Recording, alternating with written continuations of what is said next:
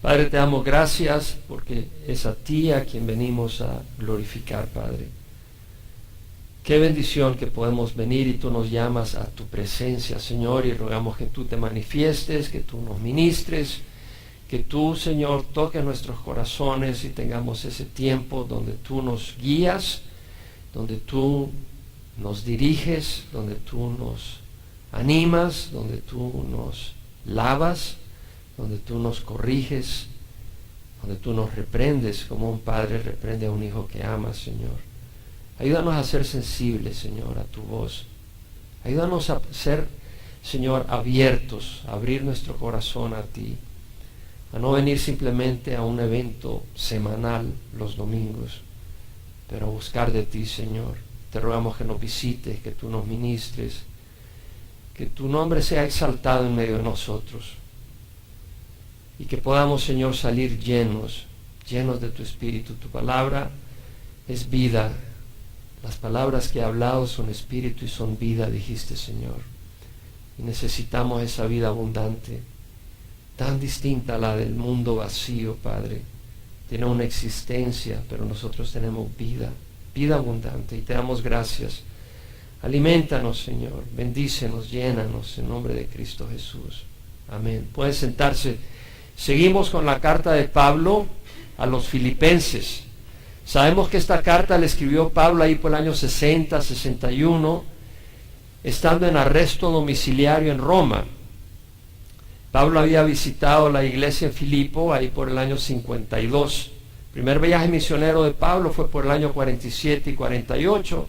Su segundo viaje misionero, 49, 50, 51, 52 hasta el 53.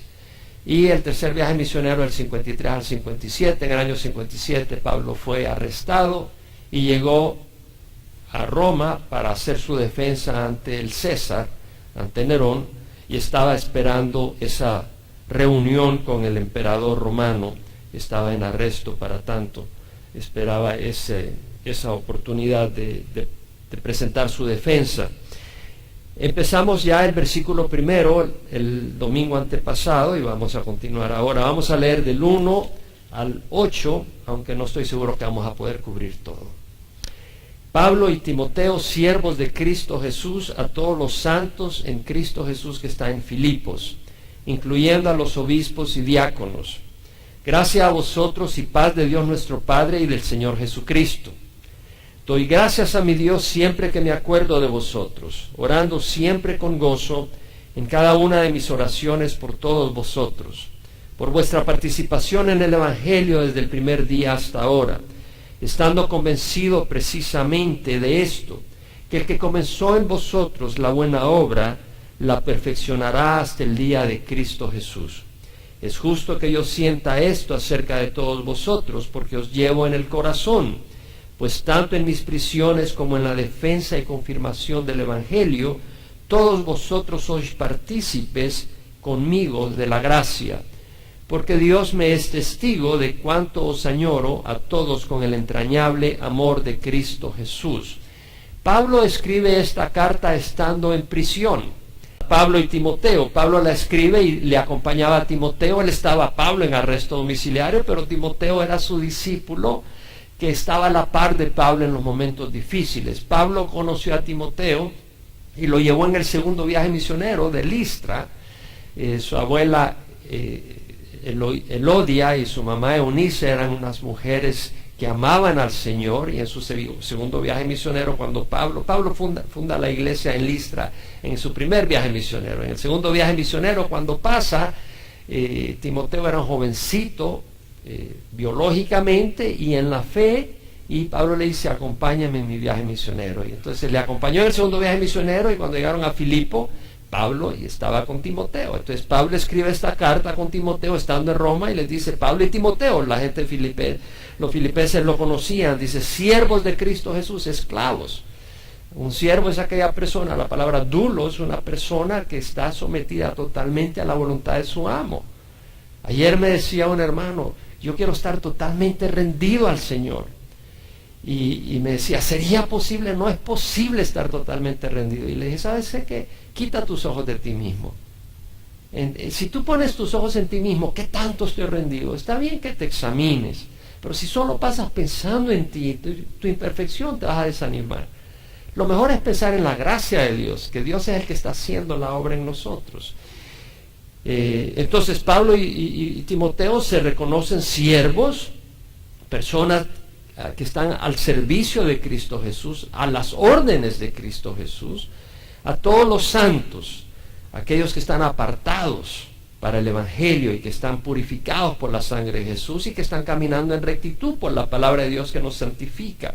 A todos los santos en Cristo, es Cristo quien nos santifica, que están en Filipos, incluyendo a los obispos, a los episcopos, es decir, aquellos líderes pastorales que tenían esa responsabilidad de supervisar a la familia de Dios, y a los diáconos. La palabra quiere decir aquellos que servían, tenían responsabilidades de servicio dentro de la iglesia, repartir alimento a las viudas y otras cosas. Gracia a vosotros y paz de Dios nuestro Padre y del Señor Jesucristo. Es el saludo peculiar de Pablo. Gracia y paz. Gracia es un favor inmerecedero. Y Pablo está diciendo, gracia a ustedes, la gracia de Dios, que Dios los favorezca. Y paz, la paz de Dios, la paz con Dios y la paz de Dios. No es simplemente el hacer un deseo. Yo puedo decirle a alguien, espero que te vaya bien. Pero aquí es más que simplemente un deseo. Cuando Pablo está diciendo gracia y paz, Dios está transmitiendo gracia y paz a la iglesia de Filipo. ¿Por qué? Porque Pablo es como un sacerdote y nosotros somos como sacerdotes. Si tú vas al Antiguo Testamento y te vas al libro de Números, puedes ir ahí al libro de Números capítulo 6. En el libro de Números capítulo 6 tenemos la bendición sacerdotal, donde vemos en el versículo 2 que Jehová le habla a Moisés diciendo, habla a Aarón y a sus hijos y diles, así bendiciréis a los hijos de Israel. Dios le está diciendo al sacerdote, en este caso al sumo sacerdote, quiero que bendigas al pueblo de Israel, quiero que bendigas a mi pueblo. Y le dice, Jehová te bendiga y te guarde. Jehová haga resplandecer su rostro sobre ti y tenga misericordia de ti. Jehová alce su rostro sobre ti y te dé paz, y yo los bendeciré. Así invocarán mi nombre sobre los hijos de Israel, y yo los bendeciré. Entonces vemos que el sacerdote proclamaba bendición, y Dios iba a hacer caso. Dios iba a honrar esa bendición, porque era en el nombre del Señor. Entonces cuando Pablo está diciendo, gracia a vosotros y paz, Dios va a honrar eso. Dios va a transmitir esa gracia al pueblo de Dios. Dios va a transmitir esa paz al pueblo de Dios. ¿Por qué? Porque es una bendición de un sacerdote. Todos nosotros somos sacerdotes. Eso lo dice Pedro, en 1 Pedro 2:9, donde Pedro dice, vosotros sois linaje escogido, real sacerdocio, nación santa, pueblo adquirido para posesión de Dios, a fin de que anunciéis las virtudes de aquel que os llamó de las tinieblas a su luz admirable, porque antes no eras pueblo, pero ahora sois el pueblo de Dios. No habías recibido misericordia, pero ahora habéis recibido misericordia. Somos sacerdotes. Pedro lo dice en la misma epístola, en el capítulo 2. En el mismo capítulo, Pedro dice, en el versículo 4, viniendo a él, a Cristo, como a una piedra viva, desechada por los hombres. El mismo Pedro está reconociendo que la piedra de la iglesia es Cristo, no él. Viniendo a él como una piedra viva, desechada por los hombres, pero escogida y preciosa delante de Dios, también vosotros, como piedras vivas, sed edificados como casa espiritual para un sacerdocio santo. Vamos a ser edificados. ¿Quién nos edifica? El Señor. Y somos edificados, ¿para qué? Para ser sacerdotes. Sacerdotes de Dios, del Dios vivo. Cuando tú estás orando por otras personas, si has recibido a Cristo, tú eres un sacerdote. No tienes que tener la túnica que usan en la iglesia católica. Somos sacerdotes del Dios viviente. Estamos revestidos por la sangre de Jesús.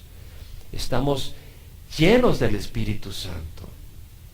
¿Qué requería un sacerdote en el Antiguo Testamento? El sumo sacerdote.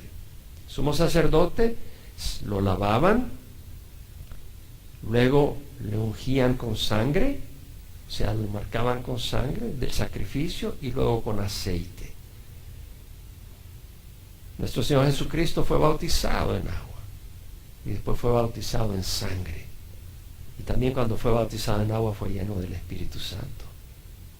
Y nosotros hemos sido bautizados en agua y Dios nos ha cubierto con la sangre del Cordero. Y nos da el Espíritu Santo para ser sus sacerdotes.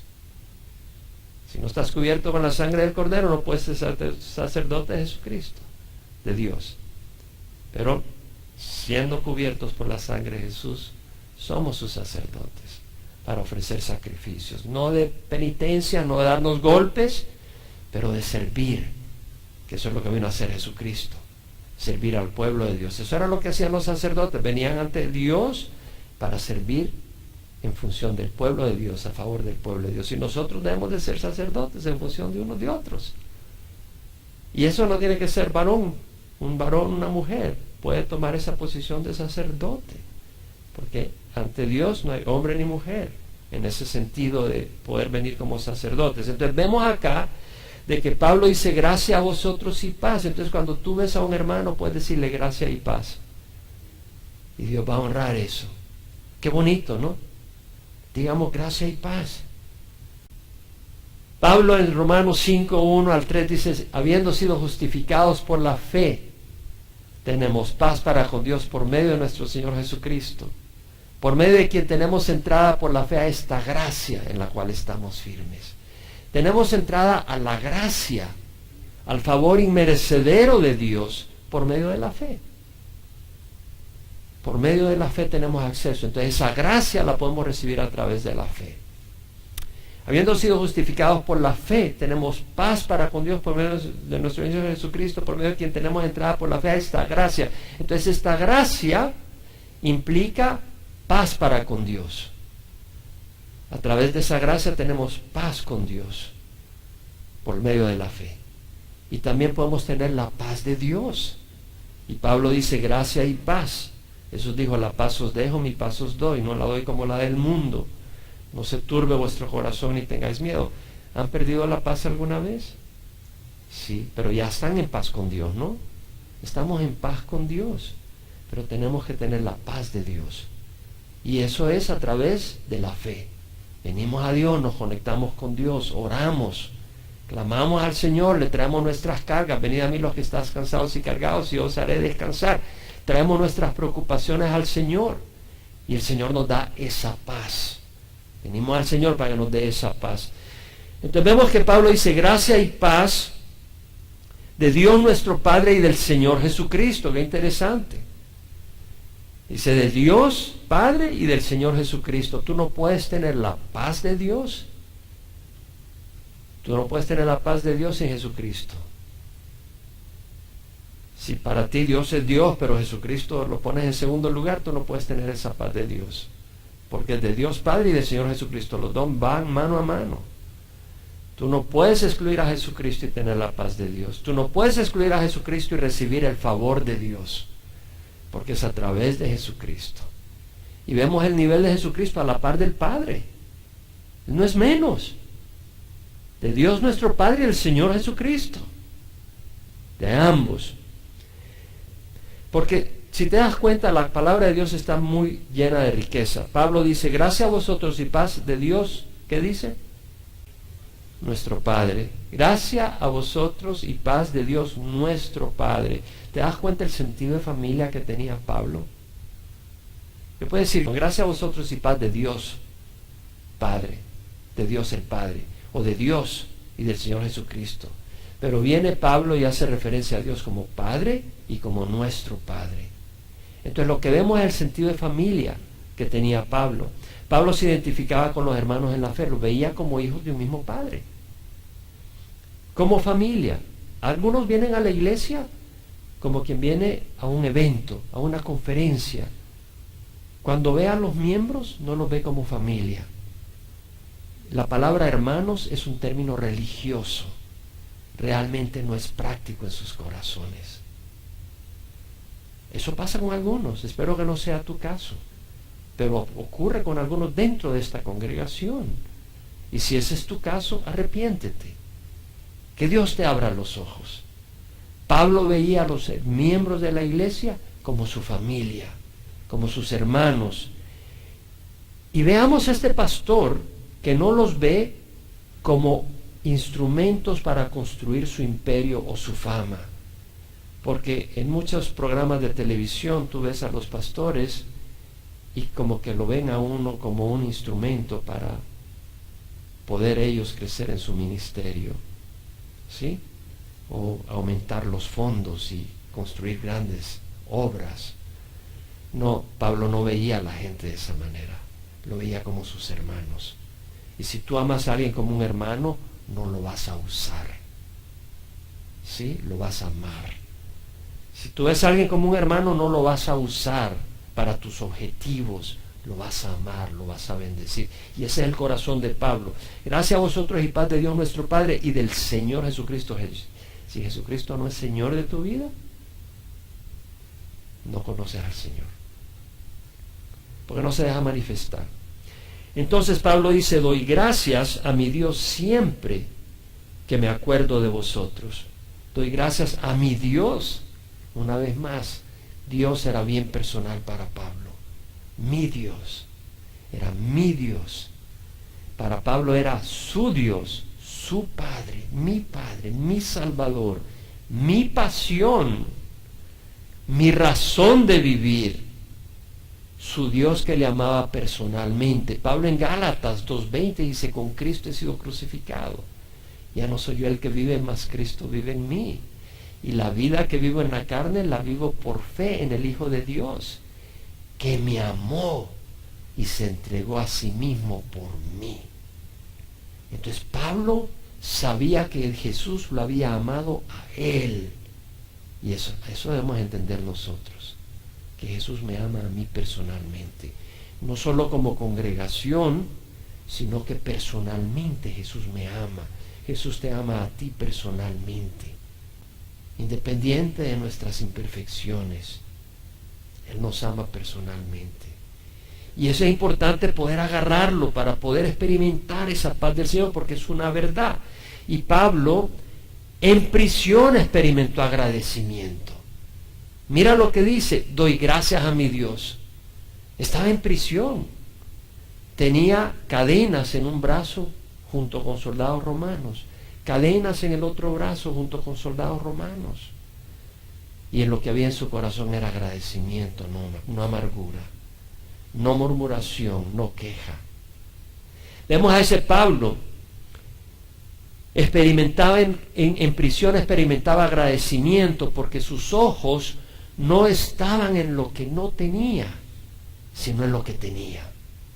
Tenía Jesús, tenía salvación, tenía la oportunidad de sufrir por Jesucristo, tenía la oportunidad de escribirle a la amada iglesia en Filipos, tenía la oportunidad de saber que la iglesia en Filipos estaba fuerte y amándole. Entonces Pablo no se enfocaba en que estaba en cadenas, se enfocaba en las cosas que tenía. Los ojos de Pablo en Roma no estaban en sus cadenas, sino en el crecimiento y el fruto espiritual de los creyentes que amaba. Ahí está en cadenas. Y en lo que está pensando es: qué bendición la iglesia en Filipo. Me han mandado una ofrenda con Epafrodito. Es una iglesia agradecida, es una iglesia que está activa.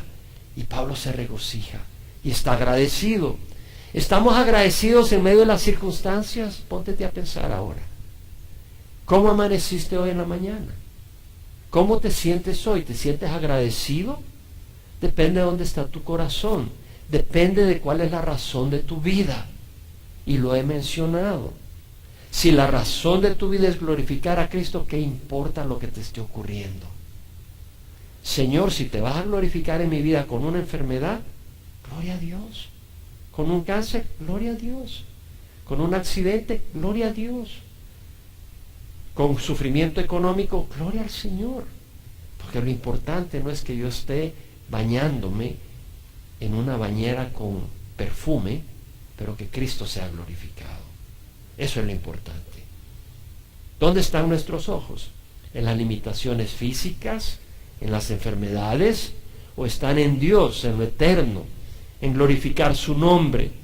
¿En la edificación de los hermanos? ¿En el bienestar espiritual de la congregación de Calvary Chapel Emanuel? Juan en su tercera epístola dice: no tengo mayor gozo que este, oír que mis hijos andan en la verdad. Y a mí me pasa lo mismo. Cuando yo sé que la congregación está sana y están caminando en rectitud, yo me siento feliz. Cuando sé de un hermano que está caminando recto, que está siendo usado por el Señor, yo me regocijo. Cuando sé que un hermano está tropezando y está tirándose en el lodo, yo me siento muy triste. Entonces vemos dónde está el corazón de Juan. No tengo mayor gozo que este. Gozo. ¿Por qué? Porque el gozo dependía de cosas de Dios, del plan de Dios.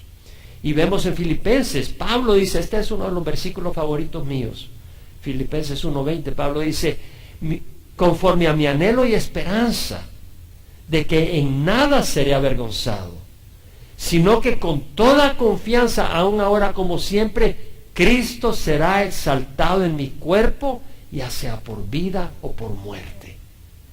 ¿Cuál era la esperanza de Pablo? Que Cristo fuera exaltado en él, ya sea con vida, ya sea que esté viviendo y vivito y coleando, o que le estén cortando la cabeza. Yo quiero que Cristo sea exaltado.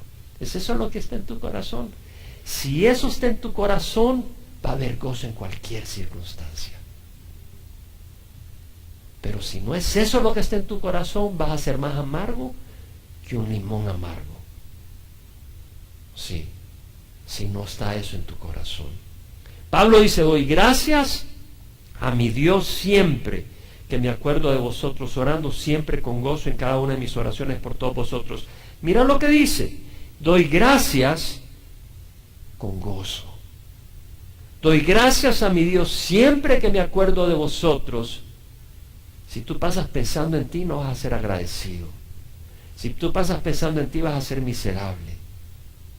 Pablo dice: doy gracias a mi Dios siempre que me acuerdo de vosotros, orando siempre con gozo. Un corazón agradecido irá acompañado de un corazón gozoso. Ahí está la clave. Cuando en lugar de enfocarnos en las incomodidades, en las enfermedades, en las limitaciones de este mundo, nos enfocamos en Dios, en lo bueno que es Dios, de nuestro corazón agradecido brotará gozo. ¿Sabes que la palabra gozo, regocijar, regocijémonos, todas esas formas aparece casi 20 veces en la epístola de Pablo a los Filipenses? Una epístola bien corta. Y más, aproximadamente 20 veces aparece la palabra gozo. ¿Sabes cuántas veces aparece el Señor Jesucristo referenciado? Como 40 veces. ¿Qué es lo que quiero decir? Que si quieres tener gozo, enfócate en Jesús. Si Jesús es el centro de tu vida, va a rebosar tu corazón con gozo. Un corazón que pasa murmurando por sus circunstancias es un corazón desagradecido. ¿Sabes quién está en control de las circunstancias? ¿Quién? Tu jefe. Tu esposo. ¿Quién? Dios. Cuando Moisés llevaba al pueblo de Israel y ellos empezaron a quejar y a murmurar contra Moisés, ¿qué les dijo Dios? No estás murmurando contra Moisés, estás murmurando contra mí. Dios tiene control total de las circunstancias. Yo no te digo de que tú aplaudas cuando son injustos contigo, pero recuerda que Dios tiene un plan en cada circunstancia. Y en vez de murmurar, acepta la copa que el Señor te permite beber. Jesucristo en Getsemaní dijo: Señor, aparta de mí esta copa si es posible, pero no que se haga mi voluntad sino la tuya. Y luego dijo: la copa que el Padre me ha dado a beber, ¿no la he de tomar? Eso dijo en Getsemaní. Cuando los discípulos quisieron defenderlo: la copa que mi Padre me da a beber, ¿no la voy a tomar? Jesús entendía que esa copa venía de Dios. Esa copa era la crucifixión. Esa copa eran los latigazos. Y por eso Pablo se regocijaba. Vete al libro de Hechos rápidamente, capítulo 16. Pablo en Filipo, en su primer viaje, cuando tiene esa situación donde hay una jovencita que anuncia el futuro porque está poseída de un demonio, y sus dueños hacen dinero con las adivinaciones que ella hace, y cuando Pablo ya no la aguanta porque pasaba diciendo: estos son los siervos del Dios Altísimo que os proclaman el camino de salvación, escuchadles. Era una mujer que estaba diciendo la verdad, pero era a través de Satanás, que tenía otros propósitos. Y cuando Pablo se da cuenta, dice: déjala, y exorciza a esa mujer y le saca el demonio. Y cuando ven a estos dueños, el dueño que ha perdido la fuente de su ganancia, trae a Pablo y trae a Silas, que lo estaba acompañando, y lo lleva ante los magistrados y le dan una buena paliza. Versículo 23, después de darle muchos azotes, lo echaron en la cárcel, ordenando al carcelero que los guardara con seguridad, el cual, habiendo recibido esa orden, los echó en el calabozo interior y les aseguró los pies en el cepo, bien sopapeados, sangrando sus espaldas. Acuérdate que esta gente, cuando te daban unos latigazos, eran buenos, y aquí eran con varas. Como a medianoche, Pablo y Silas oraban y cantaban himnos a Dios, y los presos escuchaban. ¿Por qué cantaban? Tenían un corazón gozoso. No es que los hubieran apaleado, pero sí que los hubieran apaleado. ¿Qué quiero decir? No me estoy contradiciendo. Claro que les dolió los latigazos, pero sabían que era en el nombre del Señor, y que Dios estaba siendo glorificado. Lo mismo en el libro de Hechos, algunos capítulos antes, cuando está prosperando la iglesia. En el capítulo 5, versículo 12, por mano de los apóstoles se realizaban muchas señales y prodigios entre el pueblo, y estaban todos unánimes en el pórtico de Salomón. O sea, habían milagros, habían sanidades, la iglesia estaba prosperando. Y el sumo sacerdote y los del Sanedrín se llenaron de celos. Los sacerdotes se llenaron de celos, metieron a los apóstoles en la cárcel, pero viene un ángel y los saca de la cárcel y les dice: vayan a predicar al templo. Y los hallan predicando en el templo y los traen ante el Sanedrín y los quieren matar. Versículo 33, cuando ellos oyeron esto, se sintieron profundamente ofendidos y querían matarlos. ¿Por qué? Cuando los trajeron, los apóstoles hablaron con valentía, con respeto, pero con valentía, y los querían matar. Y Gamaliel, fariseo del Sanedrín, sale a la defensa de ellos. Dicen: hey, tranquilo, si esto es de Dios, van a hallarse luchando contra Dios, y si es del hombre, se va a acabar, se va a apagar. Pero déjenlos tranquilos, no vaya a ser que se vayan luchando contra Dios. Pero vienen y los azotan, los dejan ir, pero no sin antes azotarlos. Bueno, versículo 40, aceptaron su consejo, el de Gamaliel, y después de llamar a los apóstoles, los azotaron. Y les ordenaron que no hablaran en el nombre de Jesús, y los soltaron. Ellos pues salieron de la presencia del concilio y se fueron a esconder, no, regocijándose de que hubieran sido tenidos por dignos de padecer afrenta por su nombre. Entonces, si tú estás sufriendo persecución, regocíjate. Entonces vemos que las circunstancias no deben de ser la razón de nuestro gozo, porque en ellas no vamos a hallar gozo. Nuestro gozo debe venir del Señor. Un corazón desagradecido es un corazón que pasa murmurando, está inconforme con Dios, porque Dios está en control de tus circunstancias. Ese corazón no es humilde, es un corazón altivo y no puede experimentar gozo verdadero. El gozo es un fruto del Espíritu Santo. El fruto del Espíritu es amor, gozo, paz, paciencia, benignidad, bondad, fidelidad, mansedumbre y dominio propio. El fruto del Espíritu es amor, gozo. El gozo, no te digo la alegría, tú puedes ir a un carnaval y tener alegría, pero eso no es gozo. El gozo es un fruto del Espíritu. Y si tú no estás experimentando gozo, ¿sabes cuál es la clave? El arrepentimiento. Arrepentirte de que eres desagradecido con Dios y decirle: perdóname, Señor, Porque el gozo es un fruto del Espíritu. Yo me estoy quejando de las circunstancias en vez de darte gracias que a través de las circunstancias tú estás trabajando en mi vida. Gracias que a través de estas circunstancias yo puedo dar testimonio de que tú vives y que eres real. Gracias que a través de estas circunstancias tú estás ministrándole a otro a través mía. Lo que sea. Pero puedes darle gracias a Dios y en ese corazón agradecido va a haber gozo. Isaías 30:15, así ha dicho el Señor Jehová, el Santo de Israel: en arrepentimiento y en reposo seréis salvos, en quietud y en confianza está vuestro poder. Y luego dice, pero no quisiste. Espero que no sea nuestro caso. En arrepentimiento y en reposo seréis salvos de esa actitud miserable que tienes. En arrepentimiento y en reposo seréis salvos de esa amargura que te envuelve. En arrepentimiento y en reposo seréis liberado de esa tristeza que te aplasta. ¿Por qué no tienes un corazón agradecido? En arrepentimiento y en reposo seréis salvos, en quietud y en confianza está vuestro poder. David experimentó gozo, no en las circunstancias, pero en el Señor. En el Salmo 16:11 dice, en tu presencia hay plenitud de gozo, y en tu diestra deleites para siempre. ¿En dónde hay plenitud de gozo? En tu presencia hay plenitud de gozo. Entonces, si tú no estás lleno de gozo, no estás en la presencia de Dios. No estás experimentando la comunión con Dios. En tu presencia hay plenitud de gozo, en tu diestra deleites para siempre. Isaías escribió, así dice el alto y sublime, o sea, el alto y exaltado que vive para siempre, cuyo nombre es santo.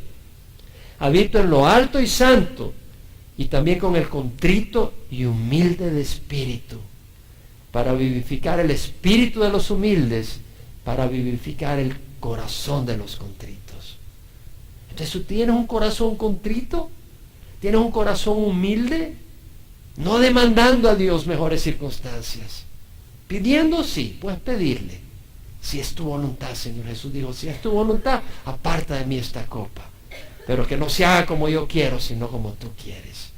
Y aceptar de Dios lo que está ocurriendo en tu vida.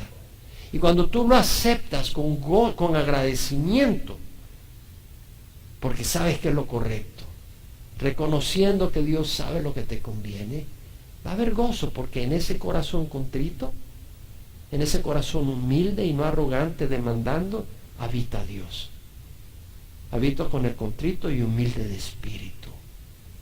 No con el altivo, no con el arrogante, no con el murmurador. Podemos experimentar gozo en toda circunstancia, pero no todo es motivo de gozo. ¿Me escuchas? Podemos experimentar gozo en toda circunstancia, pero no todo es motivo de gozo. ¿Qué estoy queriendo decir? El que mate niños inocentes, el que haga 60 millones de abortos desde que aprobaron Roe versus Wade en Estados Unidos, eso no es motivo de gozo. Pero tú puedes experimentar gozo a pesar de eso, sabiendo que Dios un día va a traer justicia, sabiendo que Dios un día va a parar toda esa carnicería, y sabiendo que nosotros no estamos en ese comportamiento porque Dios ha iluminado su luz en nosotros.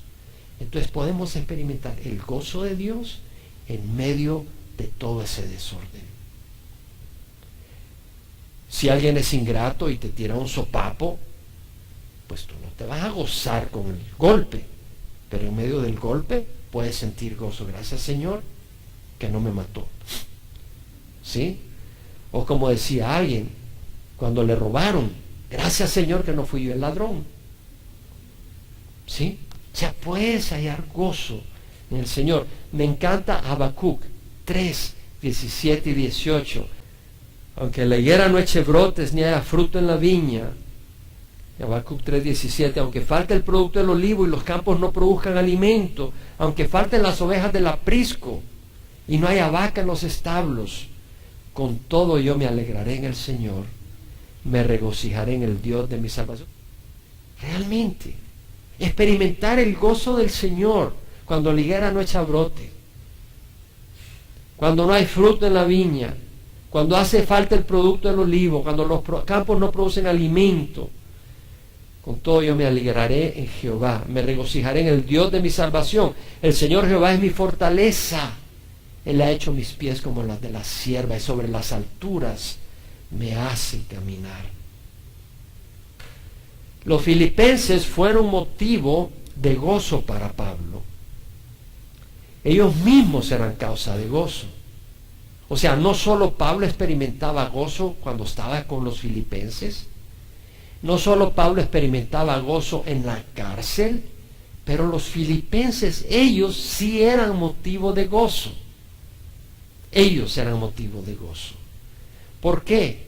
Porque habían respondido al Evangelio. No solo habían respondido al Evangelio, eran nobles. Habían apoyado a Pablo desde el primer momento que vinieron al Evangelio. ¿Cómo?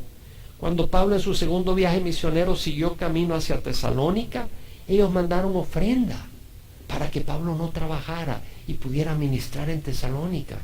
Y después pasó por Berea y después llegó a Corinto. Cuando llegó a Corinto, mandaron ofrenda para que Pablo no tuviera que trabajar y no tuviera que cargarle a los corintios, que era una iglesia súper carnal. Era una iglesia que amaba a Pablo y lo apoyaba y estaban apasionados por el Evangelio y era en un lugar difícil. Entonces vemos el corazón de esta gente. Algunas personas no causan gozo a sus pastores. Son murmuradores, quejumbrosos. Eso nunca pasa acá, eso es en otra iglesia. Rebeldes a la palabra, no se sujetan, no cooperan, o siempre tienen una mejor manera de hacer las cosas. Siempre necesitando corrección. No seas uno de ellos. No lo digo yo, lo dice el Señor. Ve a Hebreos, capítulo 13, versículo 17. Obedeced a vuestros pastores y sujetaos a ellos, porque ellos velan por vuestras almas como quienes han de dar cuenta. Permitidles que lo hagan con alegría y no quejándose, porque eso no sería provechoso para vosotros. Debemos de ser agradecidos y debemos de ser una causa de gozo para nuestros pastores, no una causa de tristeza. Y Pablo vemos acá que dice, orando siempre con gozo en cada una de mis oraciones por todos vosotros. Orando siempre en cada una de mis oraciones por todos vosotros. Que vemos en Pablo. Pablo era otrocéntrico. Su mente estaba en los otros. ¿Sabes qué me llama la atención muchas veces cuando nos reunimos a orar? Oír a aquellos que en sus oraciones están pensando en otros. Y algunos de ellos yo conozco sus vidas y sé que están pasando problemas, pero nos reunimos y están pensando en otros. Hay otros que lo único que les oyes es orar por mí, mí y mí. No, hermanos, tenemos que ser otrocéntricos. Claro, pídele al Señor por ti, pero piensa en los demás. Pablo era cristocéntrico y otrocéntrico. Su meta no era su comodidad, sino que Cristo fuera glorificado. ¿Saben lo que pasa? Para muchos es como que si Dios es un invento para ellos. Oh, Dios existe para mí. No, Dios no existe para mí. Yo existo para Dios. Hay una gran diferencia. Para muchos Dios existe para ellos y por eso Dios ayúdame aquí, Dios ayúdame allá, Dios quiero hacer esto, Dios quiero pasarla bien acá, voy a ir para allá, ayúdame. ¿Cómo que Dios existe para ti? En vez de Señor mío, heme aquí, ayúdame a hacer tu voluntad. Vivimos para Dios, Dios no vive por nosotros. Dios murió por nosotros, Jesús murió por nosotros, es el gran amor. Merece que le amemos y vivamos para Él. El amor de Cristo nos apremia, dijo Pablo, habiendo llegado a esta conclusión que uno murió por todos, por consiguiente todos murieron. Y por todos murió para que los que vivan ya no vivan para sí, sino para aquel que murió y resucitó por ellos. Es una gran bendición vivir para Cristo. Tú no puedes experimentar vida abundante si no mueres. Lo compartimos. Si el grano de trigo no cae en la tierra y muere, queda él solo. Pero si muere, produce mucho fruto. El mundo lo entiende al revés. El mundo trata de sacar lo mejor de todo, egocéntricamente, egoístamente, y es vacío. Da tu vida y la vas a encontrar. Busca la vida y la vas a perder. Jesús lo dijo. El que ama su vida, la pierde. Y el que aborrece su vida, por mí, la encuentra, la conserva, la preserva. ¿Por qué oramos? ¿Cuáles son los deseos y peticiones de nuestro corazón? Jesús dijo, busca primero su reino y su justicia. Y todas estas cosas os serán añadidas. No busques gozo, busca a Jesús. Él te va a dar gozo. Pablo oraba por toda la iglesia. Mira lo que dice, orando siempre con gozo en cada una de mis oraciones por todos vosotros. Ah, no, yo no oro por fulano porque me cae pero pesado. No. Oremos por todos. Oremos unos por otros. Y luego Pablo dice, versículo 3 al 5, como preámbulo del 5, doy gracias a mi Dios siempre que me acuerdo de vosotros, orando siempre con gozo en cada una de mis oraciones por todos vosotros, por vuestra participación en el Evangelio desde el primer día hasta ahora. Por vuestra participación en el Evangelio. ¿Sabe qué palabra usa Pablo aquí al decir participación? Me sorprendió. Koinonía. La palabra koinonía. La palabra koinonía quiere decir fellowship, o sea, camaradería, comunión, comunicación, distribución, contribución. El significado es compañerismo, donde compartes con otros un tiempo, una intimidad. También quiere decir participar con otros en algo, por ejemplo en una obra benéfica. Entonces es una koinonía. ¿Por qué? Porque como hermanos estamos entrando en comunión, juntos en un proyecto, juntos en una hermandad y a la vez unidos con ellos en ese apoyo. Es una koinonía. Pablo usa esa palabra en Romanos 15:26 cuando habla de la ofrenda de las iglesias de Macedonia para los judíos, cuando escribe la carta a los romanos, versículo 26 del capítulo 15, Pablo dice, hace referencia diciendo, Macedonia y Acaya han tenido a bien hacer una colecta, la palabra colecta es koinonía, por los pobres de entre los santos que están en Jerusalén. Usa la palabra koinonía. Entonces, los filipenses no eran espectadores. Ellos contribuyeron a propagar el Evangelio. Enviaron una ofrenda sacrificada a la iglesia en Jerusalén. Pero no solo a la iglesia en Jerusalén. Enviaron una ofrenda sacrificada a Pablo para promover el Evangelio. Cuando éste llegó a Tesalónica y a Corinto, váyase a Filipenses 4:15 al 17 para que vea que no es invento mío. Y vosotros mismos también sabéis, filipenses, que al comienzo de la predicación del Evangelio, después que partí de Macedonia, ninguna iglesia compartió conmigo en cuestión de dar y recibir, sino vosotros solos.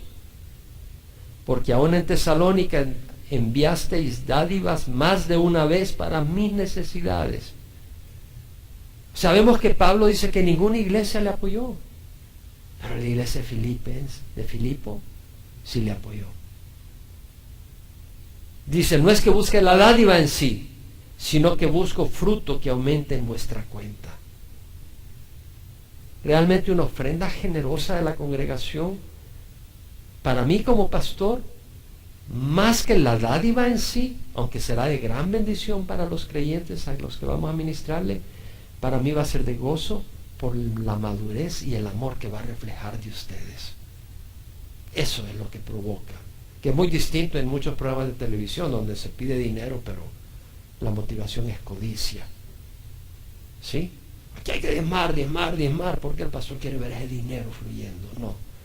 Pablo quería ver un corazón generoso en el pueblo de Dios, porque Dios es generoso con nosotros. Entonces vemos eso. 2 Corintios, va a hacer rápidamente 2 Corintios, capítulo 11, versículo 9, Pablo hace referencia una vez más. Y dice, cuando estaba con vosotros, aquí le está hablando a la iglesia en Corinto, cuando estaba con vosotros y tuve necesidad, a nadie fui carga, porque los corintios eran carnales. Pero cuando los hermanos llegaron de Macedonia, suplieron plenamente mi necesidad, y en todo me guardé y me guardaré de seros carga. Vemos el corazón de la iglesia en Filipo. Ahora vemos que dice acá, por vuestra participación en el Evangelio desde el primer día hasta ahora. Es decir, perseveraron participando en propagar el Evangelio desde el principio hasta ahora. Bueno, Pablo había llegado a Filipo ahí por el año 52. Pablo está escribiendo esta carta ahí por el año 61. Casi 10 años. Y ellos seguían fieles a Pablo. Perseveraron en un corazón apoyando desde la primera visita. No fueron llamadas de petate, llamadas de tusa. Que de repente, hoy sí, ya mañana, pero Dios te hace el loco.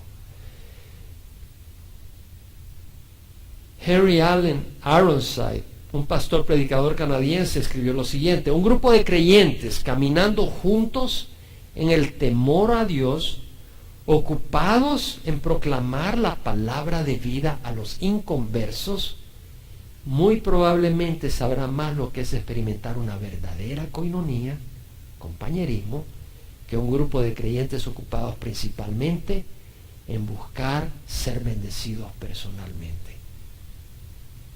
Si en la congregación lo único que estamos enfocados es Dios bendíceme, no va a haber una buena coinonía. Entonces, si tú te enfocas como iglesia, podemos venir acá, pero si el enfoque es yo quiero ser bendecido, yo vengo a la iglesia, ¿qué sacaste hoy? Pues yo no sé, el pastor me aburrió. Pablo dice, estando convencido precisamente de esto, que el que comenzó en vosotros la buena obra, la perfeccionará hasta el día de Cristo Jesús. Y eso Dios hace si tú estás disponible. Él no te va a forzar. Pero mira que es Dios quien comienza la obra. Estando convencido precisamente de esto, que el que comenzó en vosotros la buena obra, es Jesús quien comienza la obra. Si tú estás acá no es porque tú eres tan gran, santo, santulón. Es que Cristo ha trabajado duramente en tu cabeza dura y tu corazón duro, hasta convencerte que lo necesitas y te ha enamorado. Romanos 3, 10 al 12, Pablo dice, como está escrito, no hay justo ni aun uno. No hay quien entienda, no hay quien busque a Dios. Todos se han desviado. ¿Quiénes todos? Todos se han desviado. Todos nos hemos desviado. Pero el Señor vino y nos llamó. Juan 6:44, nadie puede venir a mí si el Padre no lo atrae. Y yo lo resucitaré en el día final. Lucas 19:10, porque el Hijo del Hombre ha venido a buscar y salvar lo que se había perdido. El Señor nos vino a buscar, estábamos perdidos. ¿Alguno de ustedes no estaba perdido? Bien perdidos estábamos. Todos estamos perdidos. Dios es el autor de nuestra salvación. De tal manera amó Dios al mundo que dio a su Hijo unigénito. Ese es el precio. Si no pudiera haber salvación, Él dio a su Hijo unigénito. Cuando éramos pecadores, Cristo murió por nosotros. No lo estábamos buscando. Él pagó el precio y luego salió a buscarnos. Primero pagó el costo de liberarnos y salió a buscarnos. Efesios 2, 8, 9, por gracia sois salvos. Por medio de la fe, no por obras. Y esa fe es un don de Dios. Es un regalo. Tienes que responder a la fe que Dios ha puesto en tu corazón. Tienes que responder a lo que Dios hace. ¿No envió Dios personas que te compartieran la palabra? Pienso yo. Estos días he estado compartiendo la palabra con algunas personas en Facebook. ¿Con qué propósito? Atraerlas a Cristo. Personas que no son creyentes. ¿Solo te hablas con creyentes? No eres sal ni luz. ¿Solo te mezclas con creyentes? No eres sal ni luz. Tenemos que ser sal y luz donde hay oscuridad, donde hay confusión. Dios es el que empieza la obra y Dios es el que la continúa. Hay dos elementos en la vida del cristiano: salvación y santificación. Hay dos elementos: santificación. Salvación, salimos de la oscuridad, entramos a la luz. La santificación es en dos aspectos: de posición, somos declarados santos en el sentido de que hemos sido santificados por la sangre de Jesús, y luego en carácter, somos apartados por Dios para hacer su obra, somos apartados y somos transformados, vamos siendo transformados. Es la santificación, donde estás siendo purificado en tu carácter. Ya no eres tan gruñón como eras antes, ya no eres mal hablado como eras antes, ya no eres un pornográfico como eras antes, ya no haces esas cosas, no te emborrachas. O sea, ya hay una santificación, estás apartado. Jesucristo dijo: no los saques del mundo, pero guárdalos del mundo. ¿Sí? Tenemos que estar en el mundo, pero no somos del mundo. Y Dios nos va lavando, nos va limpiando esas cosas, y nos va poniendo en el corazón vivir para otros, vivir para Cristo. Filipenses, Pablo dice: Dios es quien obra en vosotros, tanto el querer como el hacer para su beneplácito. Es Dios quien obra en nosotros, querer venir, querer ayudar. Pablo dice en 2 Corintios: nosotros todos con el rostro descubierto, contemplando como en un espejo la gloria del Señor, estamos siendo transformados a su misma imagen. De gloria en gloria, como por el Señor, el Espíritu, estamos siendo transformados. ¿Cómo? Al meditar en la palabra y al obedecer al Espíritu, Él nos va transformando. Juan, mira cuán gran amor nos ha dado el Padre para que seamos llamados hijos de Dios. Y eso es lo que somos. Por eso el mundo no nos conoce, porque no le conoció a Él. Amados, ahora somos hijos de Dios. No se ha visto lo que seremos, pero cuando Él se manifieste, seremos semejantes a Él. Entonces, Dios es el que nos santifica y nos perfecciona. Entonces, Pablo tenía esa confianza de la iglesia en Filipo. No le dijo eso a la iglesia de Gálatas. No le dijo eso a la iglesia en Éfeso o a la iglesia en Corinto. Lo que siento yo es que Pablo, viendo el corazón de los filipenses, podía percibir que era una iglesia: heme aquí, Señor. Vamos de la mano en las cosas de Dios. Si ese es tu corazón, el que empezó en vosotros la buena obra, la perfeccionará hasta el día de Cristo Jesús. Y te pongo una condición. ¿Por qué? Porque Dios no te puede forzar. Hay personas que van a entrar en los cielos como escapando del fuego. Pablo lo dice. Perezosos, se salvaron y no hacen más. Y hasta son un problema. Pero tienen suficiente fe para ser salvos. Sus obras, todas se van a quemar. Ellos se van a haber escapado, no más. Eso no es el plan de Dios para nosotros. Vamos a pararnos. Si tú no has recibido a Cristo, pues ¿cómo vas a tener gozo? Si la fuente de gozo es Cristo Jesús. Te invito a que recibas a Cristo. No solo no vas a tener gozo, sino que hay una ira de Dios pendiente contra ti por no ser alguien que abre su corazón al amor de Dios, a la rectitud de Dios y a la santidad que solo se halla en Cristo Jesús. Entonces yo te invito a que recibas a Cristo ahí donde estás y experimentes el gozo, pero más que nada la salvación y la armonía con Dios. Te invito a que recibas a Cristo. Si nunca has recibido a Jesús, ora conmigo. Padre, te ruego perdón por mis pecados. Mi vida es amarga, Mi vida es dura. Señor, refréscala. Te necesito. Realmente la vida no tiene propósito para mí y te necesito. Perdona mis pecados. Tú me has estado buscando y ya no resisto más tu invitación. Pero te acepto que entres a mi vida como Señor y mi Salvador. Te doy gracias, Señor, por recibirme y ruego tu Santo Espíritu que me guíe y me fortalezca en nombre de Jesús. Amén. Y Padre, por el resto de la congregación yo te ruego que derrames tu Santo Espíritu y que lo que hemos leído hoy, lo que hemos meditado, realmente lo abracemos para que seamos una iglesia llena de tu amor, llena de tu paz, llena de tu gozo. Una iglesia gozosa, para que el mundo nos vea y quiera de eso, que seamos sal y luz y puedan darse cuenta que el secreto es Cristo Jesús. En nombre de Jesús. Amén.